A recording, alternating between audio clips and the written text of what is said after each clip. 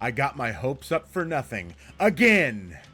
So the new chapter introduces boon totems. And boon totems in general are not great because of the way that they've been implemented. But their benefits aren't even good.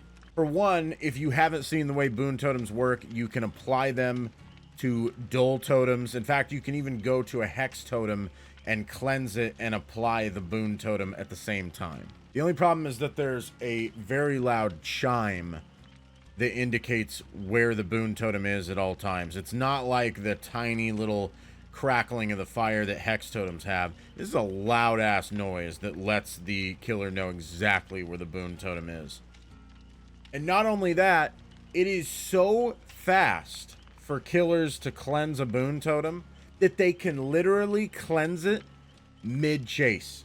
I've seen them do it. They did it to me. And then, when you actually look at what they do, the effects aren't even good. So you have to be within 28 meters. And then it gives you a self-care. I misinterpreted the way this was at first. At first, I thought it gave you a self-care that allowed you to heal yourself twice as fast. So you'd get a 16-second heal instead of a 32-second self-heal.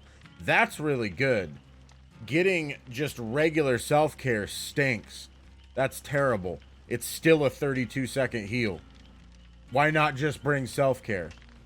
So you might say, well, you don't just want to bring self-care because this gives you a 100% healing speed bonus. So that means you can heal a teammate for 100%, which essentially gives you will make it anytime you're within 28 meters of the totem. Well, then you could just bring will make it. It stinks, man. And then Shadow Step just sucks. Shadow Step's even worse than the last one. It's even worse than Circle of Healing.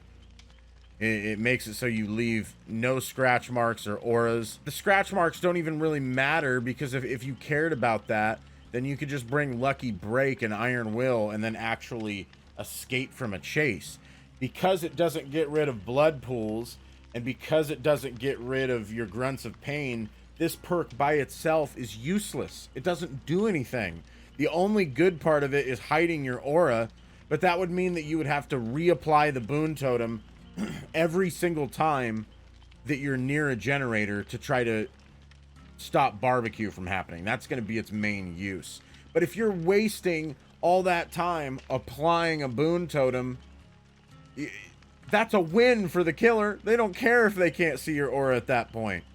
That's a huge win for the killer. So it's a net massive loss for survivors to use it at all. Oh my goodness. And don't even get me started on clairvoyance, man. Why did they put a perk in this game that is anti-synergistic with the other two perks? That makes no sense. In order for clairvoyance to work, which by the way, its benefit is not even good. It's a bad version of a map. It's a really bad version of a map. That's the benefit that it gives you. But not only that, it wants you to cleanse a totem. It doesn't activate if you apply a boon totem, if you bless a totem. It does not activate. It only activates if you cleanse a totem, which you never want to do if you're running her other two perks. So it makes no sense for this to be a part of her teachable perk set. It's anti-synergistic. It is so dumb. Who designed this? I'm losing my mind!